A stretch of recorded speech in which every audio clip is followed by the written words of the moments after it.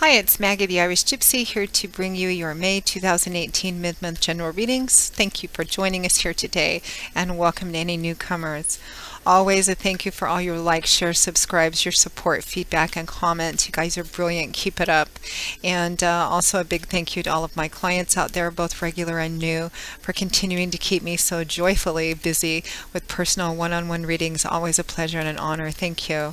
If any of you are interested in a one-on-one personal reading with me, you can get more information and my contact details by clicking on the description bar of all the videos I post, or you can go to my YouTube channel's homepage and click on the little About button. You can email me directly at maggie1mcguire@gmail.com. I would be delighted to work with you. Turnaround time is pretty fast for personal readings because it is what I do 5 to 6 days a week full time, so I can usually get back to you within the first day of your initial contact. The first 24 hours anyway, and scheduling for live or recorded readings can be anywhere from a few days upwards of a couple of weeks, but almost always within a 2-week period of time or so we can set something up for you. So if you're interested, contact me and we'll go from there. For fast answers to the quick, easy, simple questions, you can also find me on the smartphone app Instantgo under Irish Gypsy, and that's with my contact details too. So let's move right into this. This reading is for the fire sign of Aries for the remainder of May 2018, so we're just looking at the last couple of weeks of May. I am recording these between around the 10th through the 12th or so. Remember, these are general readings and they're going to resonate a little differently for everybody watching. The details and specifics will always vary because there's so many of you watching and everybody's unique individual lives. But the energy and advice fundamentally remains the same regardless of what area of your life it resonates in.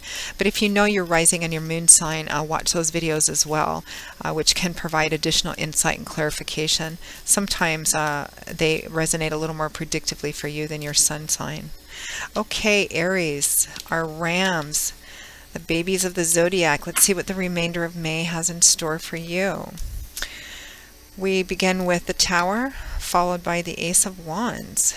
We have the Ace of Cups, 2 aces, lovely new beginnings, accompanied by Judgment. And from the bottom of the deck, your overall energy and guidance is the High Priestess.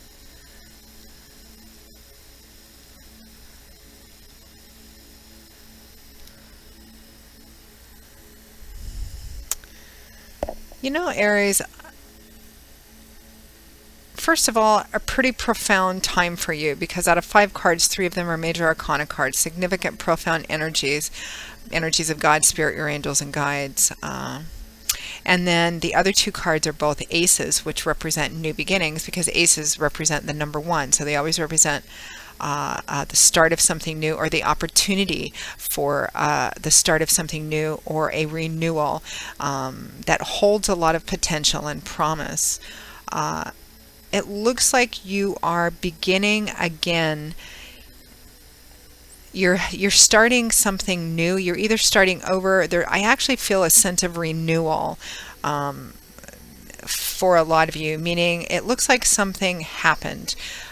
Something very difficult, challenging, perhaps even painful and traumatic for some of you, because we have the Tower card here, which is what that represents. Outside of our control or in a way we couldn't have expected, something coming in to shake up something we thought was solid, stable, reliable, but something has come to shake it right to its very foundations.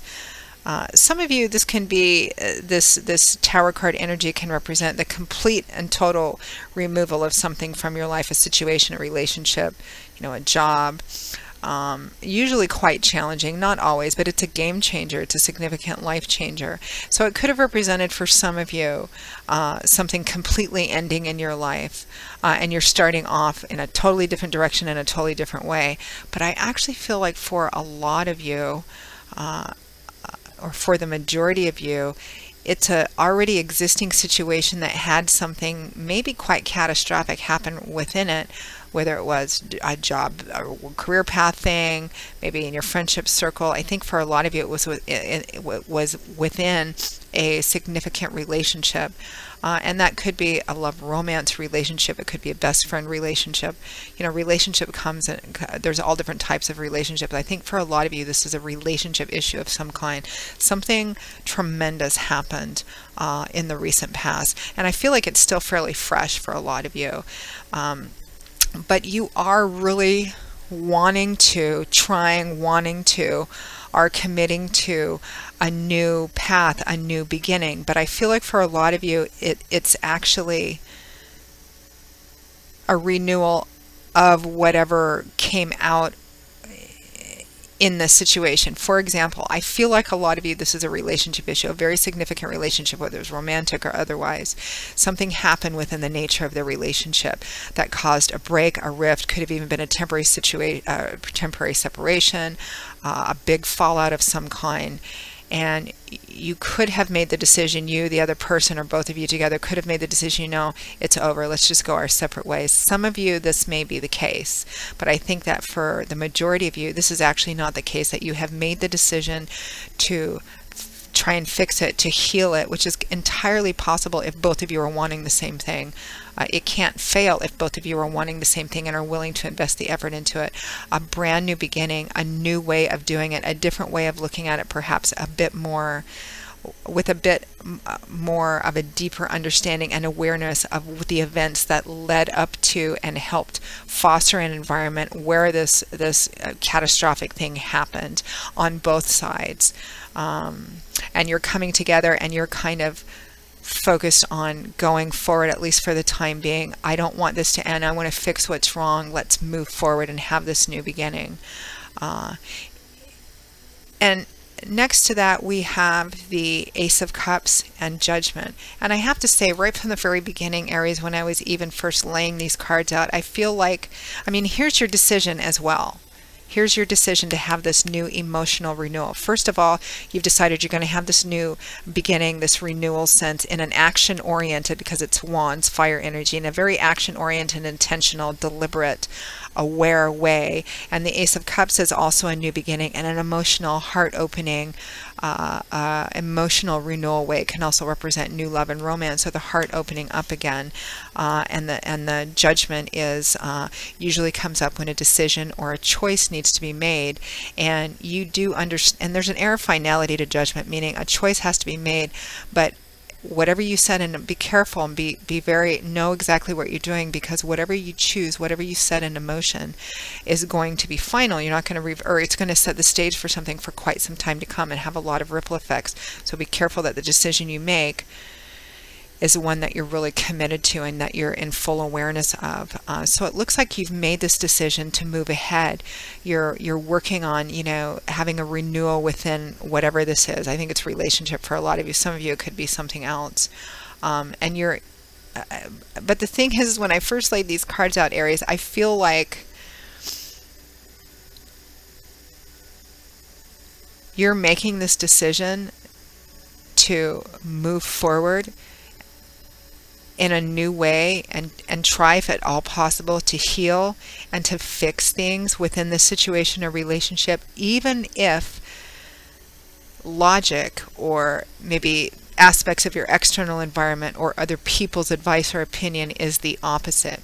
You may be getting opposite advice. You may even have struggled with your head going, you know, the practical thing, the easiest thing would be to just exit, remove myself from this. But I think that because you're so invested in this, I think that you're making a decision not to do that, that you want to move ahead, but you want to do it in a way that heals this broken situation.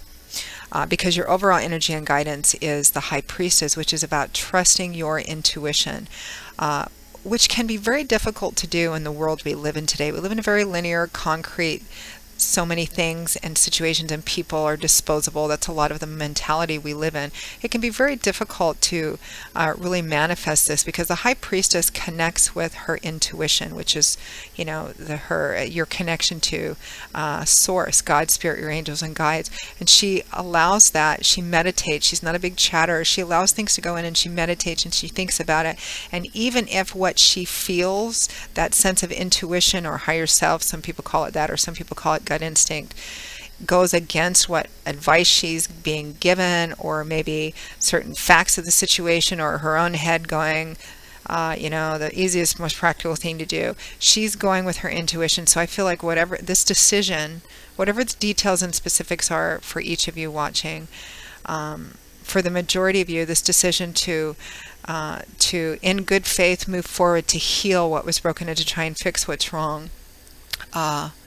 You're making it's really an intuitive decision. Again, some of you, but I think it's a much smaller portion. This may be just you're leaving it behind. You're starting off on a new path, or even in a new emotional way, or even with new love and romance. And whatever this Tower card represents or cut off, you are completely in every way leaving behind. But I think for the majority of you, there's a healing, a reconciling, a fixing, a bringing back together that which is broken. At least you're making the decision to do that, moving on, which is really quite significant and profound and beautiful. Difficult and challenging too. It looks like it really has been. It's like your faith was shaken or broken or something like that. So for those of you for whom this resonates, I am always in awe of people walking in faith, even when the external evidence may point to something contrary. You will always see down the road how that plays out to your joy and abundance. So but it does take great courage. So good for you, Aries, for those of you for whom, you know, that resonates. And again, for those of you who are actually leaving something behind, I don't want to make it seem like I'm placing judgment there.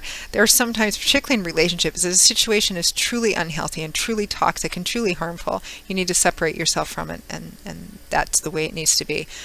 But for everybody else, it's actually working on a healing process here. So Aries, that pretty much wraps up your May 2018 mid-month general readings. I hope that you found it useful and significant. It feels like a pretty profound experience and process for a lot of you. So again, if any of you are interested in a more personal, tailored just for you one-on-one reading, you can get more information, my contact details, by clicking on the description bar of all the videos I post, or you can go to my YouTube channel's homepage and click on that little About button.